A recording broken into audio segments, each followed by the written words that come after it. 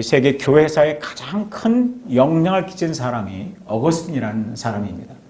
그런데 그가 거듭나게 되고 자신의 일생을 헌신하게 됐던 말씀이 로마서 13장 13절 말씀이었습니다. 그런가 하면 우리 종교개혁 역사에 있어서 마틴 루터나 존 칼빈이나 후스라든가 이 수많은 종교개혁자들의 마음속에 불을 지르고 가톨릭을 공격하면서 배격하면서 또 성경을 모국어로 번역하고 종교 분리를 주장하고 성경을 유일한 권위와 하나님의 말씀으로 인정하게 했던 사람이 위클리프라고 하는 사람인데, 위클리프는 시편 118편 17절 이 한 말씀을 가지고 그의 생애가 커다란 축복을 자신과 역사 속에 끼치게 되었습니다. 나는 죽지 않고 살아서 여호와께서 하신 일을 널리 선포하리라. 이 말씀 그대로 그는 지금도 이미 수백 년이 지나갔지만 이 위클리프를 통해서 설립되어진 성경 번역 선교회가 전 세계 300개가 넘는 언어로 성경을 번역해서 예수 그리스도의 복음을 이 땅에 증거하고 있는 모습을 봅니다. 그런가 하면 우리 1792년에 최초의 근대 선교 아버지라고 하는 윌리엄 캐리, 우리 침례교회에 있어서 아주 훌륭한 목사님이기도 한 이 윌리엄 캐리에게 있어서 커다란 도전과 삶의 전환기를 가져왔던 것이 이사야 54장 2절에서 3절의 말씀인데, 이 말씀에서 이런 모토를 만들어냈습니다. 우리 한번 같이 읽어볼까요? 시작. 하나님께로부터 위대한 결과를 기대하십시오. 하나님을 위해 위대한 일을 시도하십시오. 이 모토를 가지고 아마 선교사라고 하면, 목회자라고 하면, 하나님의 나라를 위해서 헌신하는 사람들이라고 하면 이 이야기를 들어보지 않은 사람이 없을 거예요. 하나님께로부터 위대한 결과를 기대하고 하나님을 위해서 위대한 일을 시도하자라고 하는 말씀이 이사야 54장 2절 3절에서 나왔습니다. 그런가 하면 우리 중국 선교 역사에 있어서 가장 탁월하고 뛰어난 세 사람의 선교사 중에 한 사람이 허드슨 테일러인데, 그의 삶의 변화를 가져왔던 말씀이 오늘 우리가 함께 나누고 있는 마태복음 28장 18절에서 20절입니다. 그는 이 본문을 가지고 이런 이야기를 했습니다. 세계 선교는 선택이 아니다. 세계 선교는 반드시 순종해야 할 지상 사명이다. 하나님이 교회에 주신, 오늘 우리 연산 성서 침례교회 모든 성도들에게 하나님께서 주신 반드시 실천해야 할, 반드시 순종해야 할 지상 사명을 마태복음 28장 18절에서 20절까지 주신 것을 보게 됩니다. 이 말씀을 보면 이 말씀에는 세 개의 중심 교훈으로 담겨 있는데, 첫째는 강력한 권세를 가지신 예수 그리스도께서 우리에게 명령을 하시고 있습니다. 어떤 권세를 가지고 계십니까? 하늘과 땅의 모든 권세를 가지신 이가, 이렇게 말씀하고 있습니다. 이 교회의 머리가 되시고 이 교회의 설립자가 되시고 이 교회를 유지하시고 이 교회를 보호하시고 여기는 모든 성도들을 축복하시는 임마누엘 예수 그리스도가 하늘과 땅의 모든 권세를 가진, 가장 강력한 권세를 가지신 이가 바로 이 마태복음 28장 18절에 20절까지를 명령하시고 있습니다. 그리고 이 강력한 권세를 가지신 이가 우리에게 명령을 하시는데 바로 그것이 여기 19절 이하에 나오는 말씀이죠. 그러므로 너희는 가서 모든 민족으로, 모든 족속으로, 모든 다른 언어를 가진 사람들에게 가서 그들을 제자로 삼고 침례를 주고 내가 너에게 분부한 모든 것을 가르쳐 지키게 하라, 이렇게 말씀하셨어요. 그리고 이 약속을 실현할 수 있도록 어떤 교회도 어떤 그리스도인도 이 놀라운 명령을 수행할 수 있는 능력을, 임재를 주님께서 약속해 주시게 되었습니다. 그래서 오늘 말씀을 보면 권세와 명령과 약속 세 가지로 이 본문이 이루어진 것을 볼 수가 있습니다. 처음에 우리 살펴보고자 하는 것은 바로 예수 그리스도의 강력한 권세입니다. 우리는 성경을 통해서 또 역사를 통해서 지난 2000년 동안의 이 교회사를 통해서 예수께서 능력의 권세를 가지신 분, 병을 고치는 권세, 말씀의 권세, 귀신에게 명령하고 복종시키는 권세, 인간의 죄를 사하는 권세, 자신의 권능을 사도들에게, 제자들에게, 교회에 위임하는 권세, 그리고 성령을 믿는 자들에게 선물로 주시는 권세가 예수 그리스도에게 있다는 사실을 우리는 역사 속에서 살펴보았습니다. 뿐만 아니라 예수께서는 심판하실 수 있는 권세, 나라와 민족과 모든 개인들을 그리스도의 심판대 앞에 세우고 하나님의 크고 흰 보좌, 백보좌 심판대 앞에 세워서 모든 사람들을 그들의 죄를 따라서, 그들의 헌신을 따라서, 그들의 믿음을 따라서 심판할 권세를 갖고 계시며, 예수는 바람과 바다와 풍랑이는 이 모든 폭풍까지 잠재우시는, 이분이 어떤 분이기에 바람과 바다라도 그에게 순종하는가? 폭풍을 잠재우는 권세, 오병이어로 5,000명을 먹이고 12바구니가 남게 하셨던 권세,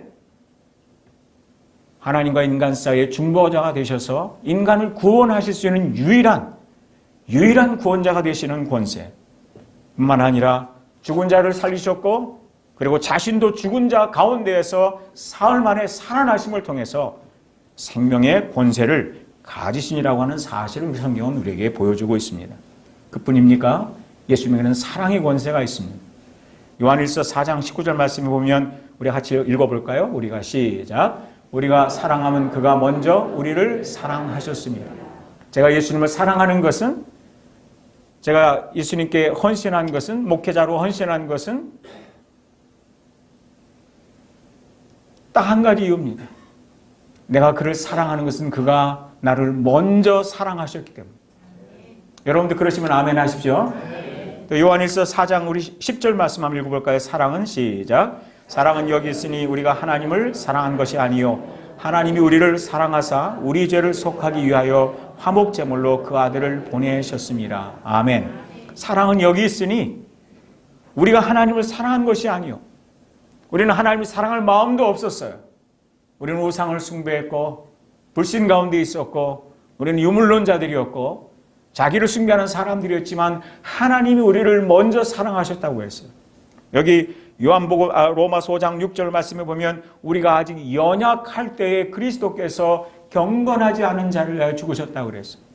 주님 우리를 사랑하셨는데 우리가 사랑받았을 때 그 모습은 멋있는 사람이 아니고 신앙인이 아니고 경건한 사람들이 아니라 경건치 않은 자였을 때, 누가 봐도 우리의 삶에서 더러운 냄새가 나고 우리의 삶에서 우리 몸이 아플수록 아픈 사람의 몸에서 냄새가 많이 나게 되어 있는데 우리는 죄인이었어요. 죄인의 몸에서는 냄새가 많이 납니다.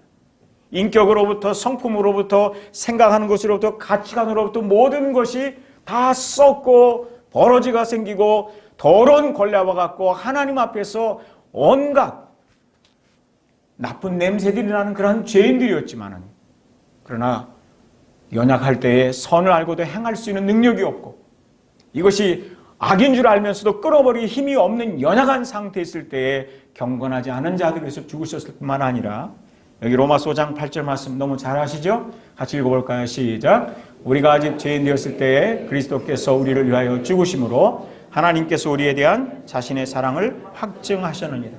우리가 죄인 되었을 때에, 하나님의 뜻에서 벗어나서 살고 있을 때에, 하나님의 표준에 이르지 못하는 삶을 살고 있었을 때에, 우리가 사람들에게 상처가 되고 사람들에게 가시가 되고 사람들을 넘어뜨리는 삶을 살고 사람들에게 저 사람을 만나지 않았더라면 좋았겠다라고 하는 이런 고통을 안겨주었던 죄인으로 살았던 우리들을 사랑하셔서 그리스도가 죄 없으신 하나님의 아들이 우리 죄인을 위하여 죽으심으로 하나님의 사랑을 확증하셨다고 했습니다. 나를 사랑하신 분의 권세. 그래서 이것을 다른 말로는 대속자의 권세라고 합니다. 여기 고린도전서 6장 19절 20절 말씀을 보면 너무나 우리가 잘 아는 말씀 읽어볼까요? 시작. 너희 몸은 너희가 하나님께로부터 받은 바 너희 가운데 계신 성령의 전인 줄을 알지 못하느냐? 너희는 너희 자신의 것이 아니라 값으로 산 것이 되었으니 그런즉 너희 몸으로 하나님께 영광을 돌리라. 아멘. 이 말씀에 보면 너희 몸은 누구의 것이라고 하고 있습니까?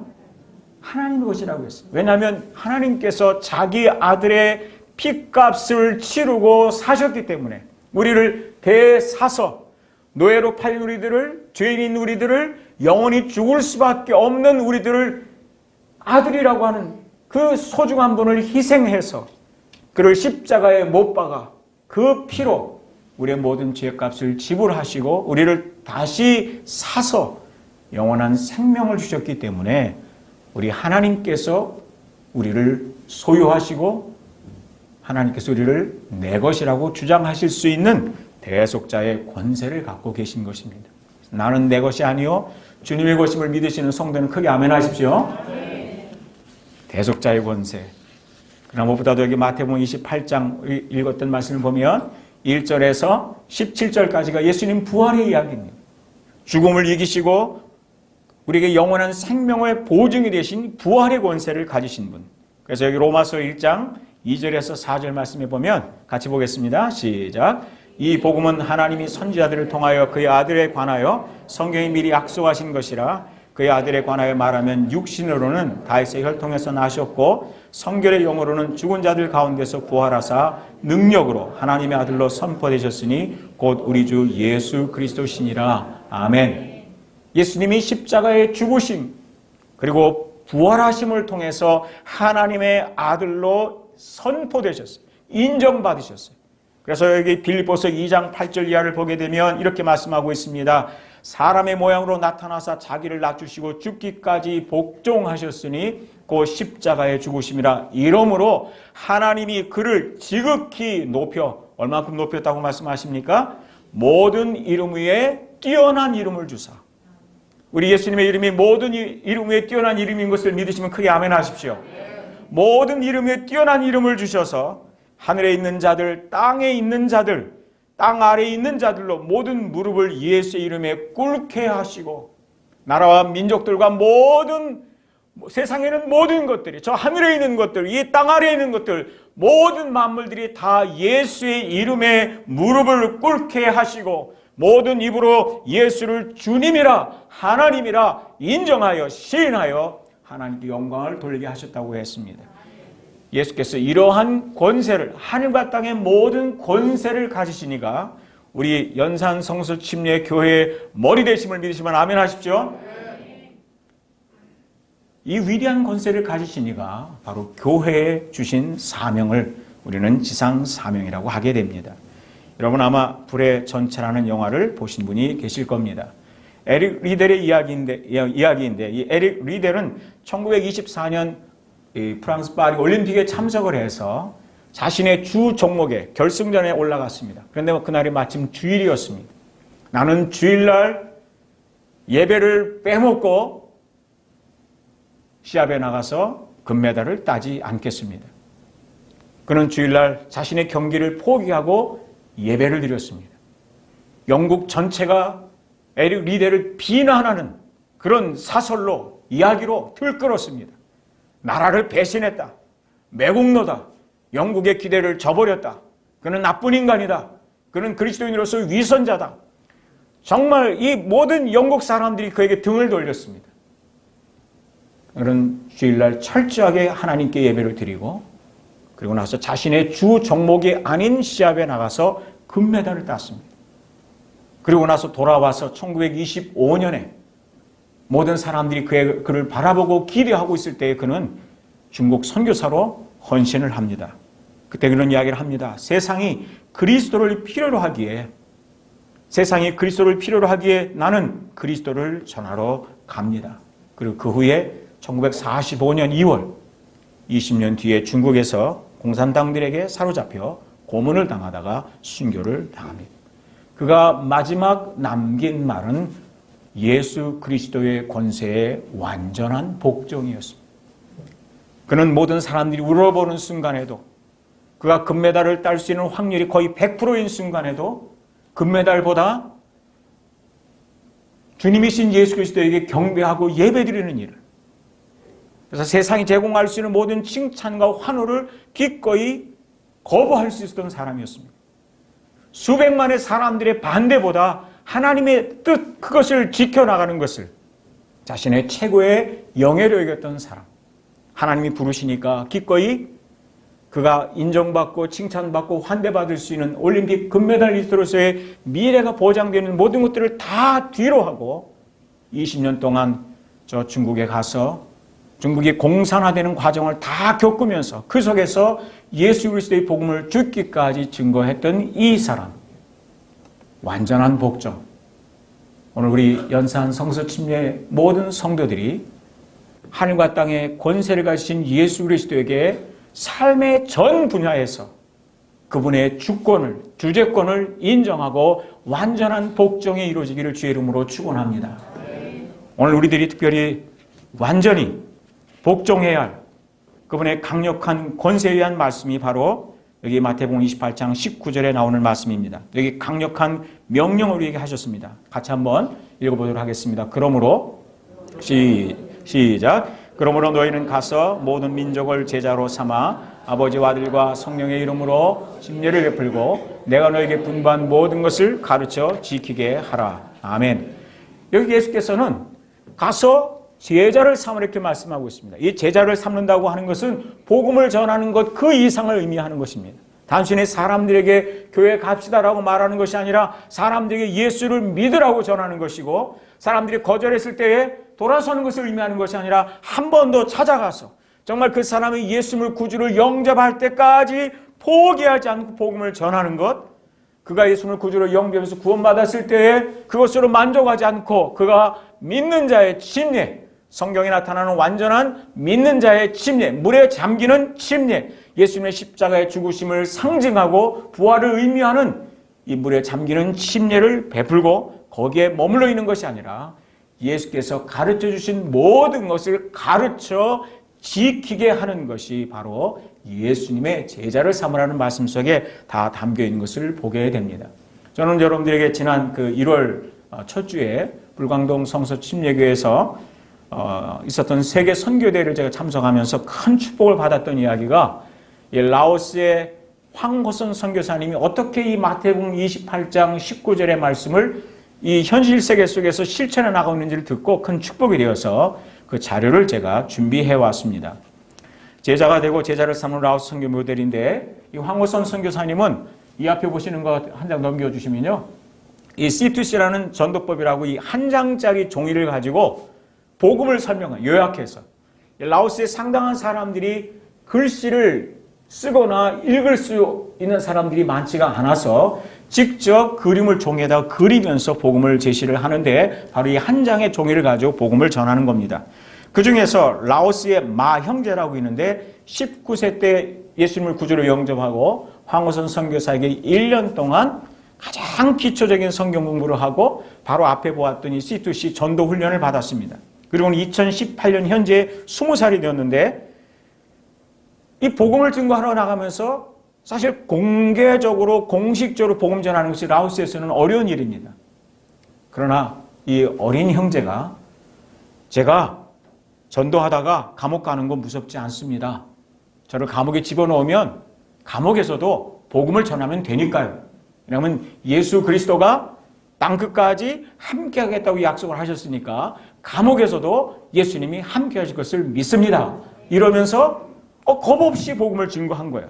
그래서 그 다음 장면을 보면 한 번은 이렇게 한 아주머니에게, 저 가운데 보면 아주머니가 이렇게 이제 계시는데, 이 아주머니에게 복음을 증거하고 있는데 지나가던 아이들이 창문으로 이 장면을 지켜보고는 아이들이 들어와서 다 복음을 듣고 아이들이 예수님, 아주머니와 함께 예수님을 구주로 영접하는 장면입니다. 조금 있으니까 아주머니가 저 한쪽 귀퉁에 가서 앉아 계시고 다른 아이들이 들어와서도 복음을 듣고 이 마 형제를 통해서 구원받는 그런 장면입니다. 또 사진 보여주십시오.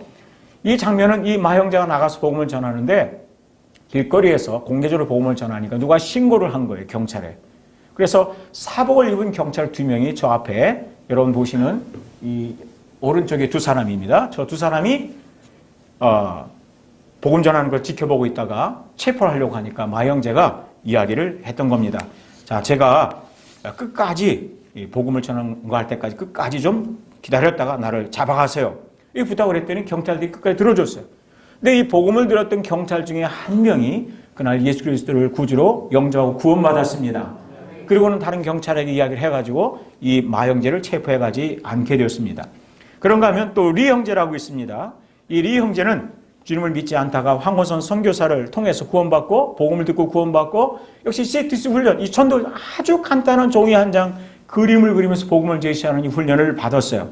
그리고는 2017년 초부터 전도를 하기 시작을 해서 2017년 12월, 불과 한 달 전에 이 라오스의 명절 기간 동안에 자기 친구들과 친척들을 찾아가서 복음을 전하기 시작했는데, 이 C2C 전도지 한 장을 여기 사진을 보시면 저 아이들이 저 그림 종이를 통해서 구원받았어요. 그 다음 장면. 이 아이들도 구원받았고, 이 아이도 구원받았고, 이들 여기는 이제 다른 그 부족인데 이들도 구원받았고, 이들도 구원받았고, 또 축구를 하고 있던 이 아이들에게 가서 복음을 전해 청소년들이 구원받았고, 그 다음에 이 아이들도 구원받고, 또 이 수영하던 아이도 구원받고, 또 넘겨주세요. 이 어른들 구원받았고, 역시 또 계속 넘겨주세요. 이 한 가정이 구원받고, 또 넘겨주세요. 이 리 형제를 통해서 12월 명절에 80명에게 복음을 전해서 불과 10일 동안에 75명이 구원받는 역사가 일어났습니다. 주님의 말씀에 단순히 순종해서 그가 이 신학을 배운 것이 아니고 많이 알고 있는 것이 아니고 여러분이 믿고 있는 것, 우리가 믿고 있는 것, 가장 단순한 복음을 믿고 가서 순종했을 따름인데 이렇게 많은 영혼들이 구원받는 역사가 일어났습니다. 그뿐만 아니라 리 자매가 있습니다. 16세입니다. 오늘 우리 학생 나와서 찬양을 했는데 너무 아름다웠어요. 보기 좋았어요. 저도 며느리감 보고 싶었지만 뒷모습만 봐서 제가 결정을 할 수는 없었어요. 그런데 이 16살 되는 리 자매가 2017년 8월 예수님을 구주로 영접하고 전도훈련 이 한 장 가지고 전도하는 것을 배운 뒤에 친척들에게 전도를 시작했는데 가장 먼저 아버지에게 전도를 했어요. 저 모자 쓴 분이 황호선 선교사입니다. 자기가 먼저 복음을 전하고 그 다음에 좀 자신이 없으니까 선교사님을 초청해가지고 우리 아버지에게 복음을 한 번 더 전해주세요. 해가지고는 선교사님 통해서 구원받았는데 바로 그날 저 아버지가 다음 장면 보시면 평생 우상 숭배만 해왔던 집안인데 복음 잔치를 벌였어요. 음식을 준비해서 잔치를 벌이고 선교사님에게 감사하고 그리고 친척들을 초청을 했어요. 그 다음 장면 보여주세요. 그래서 거기 모인 사람들에게 이 리 자매와 또 다른 형제를 통해서 저렇게 그 부부 이렇게 앉아가지고 복음을 듣고 구원받고 또 넘겨주세요. 이것이 한 가정인데 이 한 가정 전체가 그 리 자매를 통해서 16살짜리 된 리 자매를 통해서 구원받는 역사가 놀랍게 일어나게 됐던 것을 봅니다. 어떻게 이런 역사가 일어나는가? 여러분 이런 역사가 우리 연산교회 일어나길 주의 이름으로 축원합니다. 아이들이 구원받고 청소년들이 구원받고 어른들이 구원받는 역사가 일어나야 되는데 어떻게 이런 역사가 일어났는가? 이 황호선 선교사는 먼저 주님의 명령, 그분의 절대적인 권위로 가서 모든 민족에 가서 라오스에 가서 복음을 전하는 말씀에 순종을 했어요. 그리고 인내하면서 한 명 한 명의 복음을 전하고 그들을 하나님 말씀 가르쳐 제자를 삼고 심례를 베풀고 예수께서 명하신 모든 것을 가르쳐 지키게 하면서 아주 단순한 형태지만 반복해서 복음을 제시하는 법을 가르치는 이 순종을 통해서 완전한 복종을 통해서 이렇게 마 형제, 리 형제, 리 자매 이 20살에 16살에 아주 나이가 어린 이 젊은 형제 자매들을 통해서 수많은 영혼들이 주님께 돌아오는 역사가 이 라오스에서 일어나고 있는 것을 보게 됩니다. 여기 이제 마지막으로 우리는 세 번째 주님의 강력한 약속을 살펴볼 필요가 있습니다.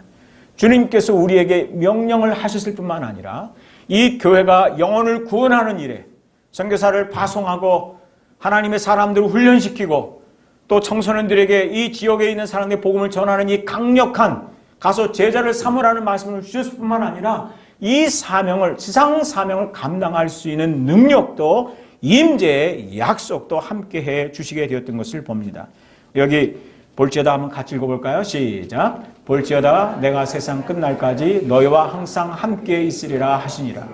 내가 항상 어떤 상황에서든지 어떤 곳에서든지 예수 그리스도의 권세를 믿고 하늘과 땅과 모든 것의 주인이 되시는 예수 그리스도의 권세를 믿고 사람들이 나가서 복음을 전하고 복음을 전할 수 있는 환경을 만들고 복음 전하는 사람들을 후원하고 복음 전할 수 있는 기회를 만들어가는 모든 가능한 수단을 다 동원해서 복음을 전하는 일에 순종하게 되면 뭐라고 말씀하셨습니까? 내가 세상 끝날까지 항상 너희와 함께 있으리라 약속을 하시고 있습니다. 우리 연산 성서 침례교회가 주님이 주신 대사명에 지상 사명에 헌신할 때 주님이 함께 하시는 주의 임재의 놀라운 능력과 영광이 나타날 줄 믿으시기를 바랍니다. 주님이 함께 하시면 우리가 그분의 말씀에 순종할 때 경험하는 것입니다. 생각해 보십시오. 이스라엘 백성들이 요단강에 그 발을 먼저 디뎌 놓을 때 요단강물에 발이 닿는 순간에 요단이 열리는 경험을 하게 되었습니다. 홍해에 발을 내디는 순간에 물이 열리는 경험을 했습니다. 노아가 방주를 만드는 순간에 하늘에서 비가 내렸습니다.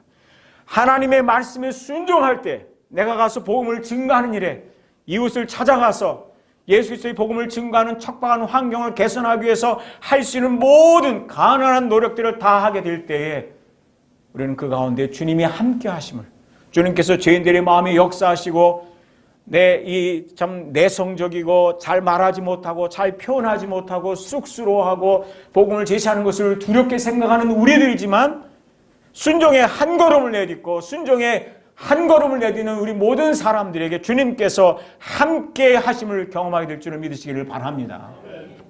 주님께서 약속을 하셨습니다. 저는 여러분에게 한 사람의 이야기를 말씀드리고 오늘 말씀을 마치려고 합니다.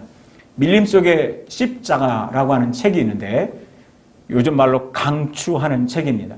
안타깝게도 저 책이 지금 절판이어서 여러분들이 아마 중고 서적을 구입하셔야만 될 것 같습니다. 이 밀림 속의 십자가는 이 브루스 올슨이라고 하는 저 사진 속에 나오는 키 큰 미국 미네소타 출신의 선교사 이야기입니다. 저 브루스 올슨은 14세에 예수님의 복음을 듣고 구원받았습니다. 14세, 중학교 1학년 나이에. 그리고 16세에 아프리카 뉴기니에서 온 선교사를 통해서 선교사의 부름을 받고 선교사로 헌신을 합니다. 그러면서 19세에 미네소타 대학에 들어가서 이 언어학을 공부합니다. 그런데 그의 마음속에 끊임없이 잃어진 영혼을 구원하러 가야 된다는 칼망이 샘솟아 올랐습니다.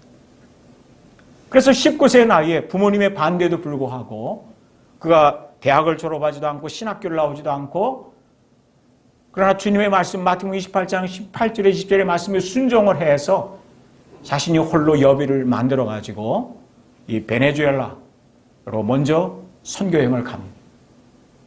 근데 그곳에 가서 육호족을 처음으로 만났는데 이 육호족들은 잔인한 사람들이었습니다. 여기 브루스 올슨이 제일 그가 선교하기 원했던 사람은 이 모틸런족 혹은 모덜런족이라고 하는 사람들을 전도하기 원했는데 이 모덜런족을 만나기 전에 먼저 육호 부족이 살고 있는 곳을 통과해야만 했었습니다. 근데 이 육호족들은 굉장히 잔인했습니다.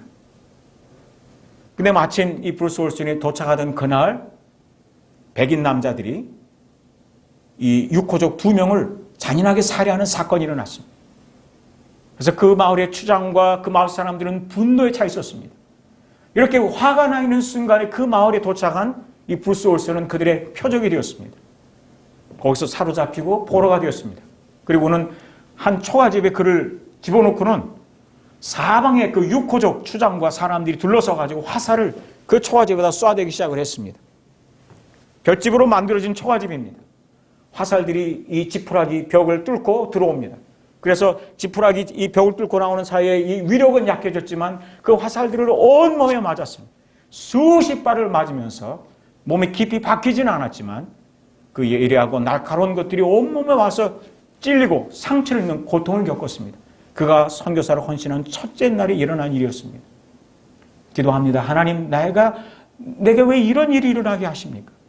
하나님께서 나를 선교사로 부르셨고 내가 선교단체 후원도 받지 않고 개교 후원도 받지 않고 내가 대학도 졸업하지 않고 정말 오로지 하나님이 나와 함께 하신다는 약속만을 믿고 왔는데 왜 이 육호족들이 더군다나 내가 모덜런족을 만나기도 전에 이 육호족들이 이런 처참한 일을 겪어야 합니까? 잠시 화살이 더 이상 날아들어오지 않았습니다. 온몸에 상처를 입었습니다. 큰 고통을 겪었습니다. 그곳에서 1년 동안을 보내면서 그 사람들에게 말을 배웠습니다. 그리고 이제 마침내 그들의 도움을 받아가지고 이 모덜런족을 찾아갑니다. 근데 모덜런족을 찾아가서 만나자마자 그 육호족 안내인들 서너 명이 다 달아나 버리는 겁니다. 왜냐하면 육호족보다 더 무시무시한 사람들이었습니다. 낯선 사람들이 찾아오면 묻지도 따지지도 않고 화살부터 쏴대서 사람들을 죽이는 그런 사람들이 있습니다. 같은 그 비슷한 부족들이 살고 있어도 싫어하는, 무서워하는 사람들이었습니다. 아이가 태어났을 때 부모가 일찍 죽게 되면 그 아이를 입양해서 키우는 것이 아니라 표범의 먹이로 주는 사람들, 어른이 되어서 나이가 들면 몸이 불편해지면 병이 들면 그 어른들, 자신의 부모들까지도 그냥 저 숲속에 갖다 버려서 방치해서 죽음으로 죽게 만드는 이러한 잔인한 사람들이 모델론족이었습니다. 그가 도착하는 날 모델론족을 만나자마자 육호족들은 달아나 버리고, 그리고 인사를 하는 그 순간에 모델론족의 한 사람이 큰 화살을 이 브루스 윌슨에게 쏘았습니다. 그의 허벅지와 화살이 바뀌었습니다. 그리고는 충격을 받고 쓰러졌습니다. 한 남자가 다가와서 화살을 강제로 뽑아드니까 살점이 찢어지면서 화살이 뽑혔습니다. 그 순간에 주위에 있던 다른 이 모델론족 남자들 와가지고 화살 촉을 가지고 계속 찔러대는 겁니다. 그럼 그를 일어나게 해서 이 화살로 찔린 이 다친 발로 3시간을 밀림으로 끌려 들어가서 한 달 동안 모진 고문을 당합니다. 모진 고문 끝에 탈출을 했습니다. 그러나 탈출을 해서 화살로 맞은 상처와 또 이 여러 가지 감염이 되었던 이 상처들을 치료하는 중에 하나님께서 브루스 윌슨에게 다시 사명을 주시는 겁니다. 너는 가서 모든 족속으로 제자를 삼아 아버지와 내가 성령 이름으로 침례를 베풀고 내가 너에게 분만 모든 것을 가르쳐 지키게 하라. 볼지어다 내가 세상 끝날까지 너와 항상 함께하겠다. 주님, 제가 또 그들에게 가야 합니까? 나에게 화살을 쏘아댔던, 만나자마자 화살을 쏘아댄 사람들, 한 달 동안은 모질게 고문을 했던 사람들에게 또 가야 합니까? 하나님께서 영혼을 사랑하는 마음을 주셨습니다. 가라. 내가 그 일을 위해서 너를 부른 것이다. 이게 브루스 윌슨은 다시 순종해서 들어갑니다. 들어가서 다시 체포가 되고 다시 그들에게 고문을 당하기 시작합니다. 고통을 겪기 시작을 합니다. 먹을 것을 주질 않았습니다. 아프기 시작을 합니다. 그러나 시간이 지나가면서 여전히 이 브루스 윌슨은 그들을 불쌍히 여기는 마음으로 기도합니다. 항상 웃는 낯으로, 여기 천국에 간 이미경 성도가 그렇게 항상 웃는 낯이었다고 하는데 늘 웃는 낯으로 고통 속에서 사람들을 대하니까 수개월이 지나면서 이 모델론족들이 하나둘 다가와서 말을 걸기 시작하고 애벌레를 먹으라고 갖다 주기 시작을 하고 훈제된 물고기를 갖다 주기 시작을 했습니다. 그리고 그들과 함께 시간을 보내면서 복음을 증거하기 시작을 해가지고 이 모델론족들이, 그 잔인한 사람들이 복음으로 말미암아 변화가 되고 아이들을 더 이상 표범의 먹이로 주지 않고 입양을 하고 나이 든 사람들을 더 버리지 않고 그들이 다 공경을 하고 돌보면서 이웃에 있는 5개 부족들에게도 자기들이 했던 복음을 그들에 가서 증거하는 역사들이 생겨나고, 이 브루스 윌슨을 통해서 21개의 복원소가 세워졌어요. 250명의 모델론 지도자들이 배출이 되었어요. 지나간 40년의 선교 역사를 통해서 이 모델론족이 엄청난 변화를 겪었습니다. 가장 큰 변화는 1988년 한국이 우리 올림픽을 할 때에 이 브루스 윌슨은 그 민족 해방군 게릴라 단체의 포로가 됩니다. 목에 한 방, 그리고 이쪽 오른쪽 가슴에 한 방, 허벅지에 총알을 3대를 맞고 그는 거의 죽다시피 했는데 살아나서 9개월 동안 이 민족 해방군에게 고문을 당합니다. 나무에 묶인 채 생활합니다. 그런데 그들에게도 이 브루스 윌슨은 웃으면서 하나님 나와 함께 하심을 믿고 복음을 제시를 합니다. 끊임없이 그들에게 학대당하면서도 웃는 낯으로 그들에게 다가갔습니다. 어느 날부터인가 이 게릴라들이 1명씩 2명씩 다가오더니 당신에게는 뭔가 특별한 것이 있습니다. 그게 뭡니까? 무엇이 당신을 이렇게 우리가 이렇게 적대적으로 대하는데도 우리를 원수처럼 대하지 않고 우리를 대해 주시는 겁니까? 그래서 그들에게 글을 가르치고 요리하는 법을 가르쳐주고 성경을 가르치고 그 민족 해방군 게릴라 가운데 120명이 넘는 사람들이 구원받는 역사가 일어났습니다. 아멘. 놀라운 일이 아닙니까? 한 사람도 구원하기 어려운 이 공산주의자들이 구원을 받고, 그런데 그때 더 놀라운 일은 뭐냐면 바로 이 브루스 윌슨을 통해서 변화받고 복음을 통해서 구원받았던 이 모델론족들이 그 지역에 있는 5개 부족들과 합해가지고 민족 해방군에게 선처해달라고, 브루스 윌슨을 이제 석방해달라고 엄청난 노력들을 기울이기 시작했습니다. 그래서 콜롬비아 전역에, 베네수엘라부터 콜롬비아 전역의 모든 신문사들을 찾아가고 방송국을 찾아가서 브루스 윌슨의 석방운동을 벌여가지고 당시에 가장 유명 인사가 되는 사람이 브루스 윌슨이 되었습니다. 그리고 마침내 9개월 만에 이 자신이 복음을 전해서 구원받았던 모델론족들에 의해서 그들의 도움으로 석방이 되고, 그리고 지금 이 순간에도 예수 그리스도의 복음을 증거하는 일을 하고 있습니다. 그가 이렇게 우리에게 놀라운 간증을 들려줍니다. 우리 다음 장 넘겨주시면 그의 간증이 나옵니다. 저는 밀림에서 살아남을 수 있을 것이라고 생각하지 않았습니다. 지금 이렇게 살아있는 것도 전적으로 주님의 은혜입니다. 저를 이곳으로 데려오신 분은 하나님이었습니다. 저 혼자서는 결코 이곳에 오지 못했을 것입니다. 저 혼자서는 온갖 문제들, 끝없는 괴로움, 위험과 싸워서 이겨내지 못했을 것입니다. 하나님의 강하고 결정적인 임재를 경험하지 못했더라면 집을 떠나는 것조차 하지 못했을 것입니다. 저는 매일 오늘도 이렇게 기도합니다. 오늘 제가 어떻게 하면 당신에게 잘 쓰임받을 수 있겠습니까? 오늘 연산 성서 침례교회가 저는 이런 교회가 되기를 바랍니다. 아무튼 뒤에 그 다음 장면요. 같이 읽어보겠습니다. 시작. 영서 침례교회의 사명은 영혼 구원, 교회 개척, 세계 선교, 제자 훈련을 통한 삶의 변화와 복음의 헌신이다. 이것이 우리 연산교회 오늘 헌신이 되시기를 주의 이름으로 축원합니다. 그래서 이 명령을 실천하기 위한 몇 가지 제가 말씀드리면 부활주일까지 최소한 한 사람에게 다가가서 복음을 증거하시고 그를 제자로 삼으시고 믿기까지 아까 우리 마 형제, 리 형제, 리 자매가 정말 그 단순한 복음을 가지고 제시해서 믿기까지 막 감옥에 가면 감옥에 가리라. 감옥에 가서 복음을 전하는 심정으로 복음을 증거해서 전도한 것 같이 단순하게 복음을 제시하는 것으로 끝내지 마시고 한 사람이 그의 생애에 예수님을 구주로 영접하고 침례를 받고 주님의 몸된 교회 연산성서 침례교회 회원이 되고 이곳에서 정착하기까지 한 사람의 영혼을 그리스도 앞으로 인도하는 일에 절대적으로 복종하고 순종하는 우리 성도님들이 있을 주의 이름으로 축원합니다. 아멘. 이것이 오늘 제게 하나님께서 저를 오늘 보내주시면서 여러분에게 전하라 하신 말씀입니다. 한 영혼을 구원하라는 말씀. 부활주일까지 가서 한 사람을 전도하시고 그 사람이 1년 동안 정착할 수 있도록 제자를 삼으시고 끊임없이 섬기시고 도우셔서 훌륭한 그리스도인으로 성장할 수 있도록 도와주시는 여러분 되시기를 주의 이름으로 축원합니다. 뿐만 아니라 우리 캄보디아 선교를 포함해서 선교 헌금을 처음부터 다시 시작을 하거나 또 이미 하시고 있는 분들은 믿음으로 증액을 하셔서 하나님 나라의 확장을 위해서 크게 헌신하셨으면 좋겠습니다. 제가 두 사람을 소개합니다. 저희 학교에 와서 공부하고 있는 우간다에서 온 이스마일 레스터 형제가 있습니다. 이 형제의 장학금은 원주교에서 주님을 섬겼던 조성택 목회자가 전액 졸업 장학금을 3년 동안 계속 지원하게 되는데 이 형제가 다른 어려운 여러분들이 좀 있습니다. 이 형제의 후원자도 필요하고요. 또 이번 봄학기에 베트남에서 우리 고재성 선교사님이 트엉자매를 보내는데 베트남 다낭대학교 한국학과를 졸업하고 이번 우리 학교로 옵니다. 이분의 장학금도 조성택 우리 그 집사님이시죠. 그분이 3년 동안 전액 장학금을 주시게 됩니다. 하지만 이 자매에 다른 필요들이 많이 있습니다. 기숙사비를 포함해서 많은 필요들이 있는데 여러분이 기도해 주시고 이런 사람들이 많이 있습니다.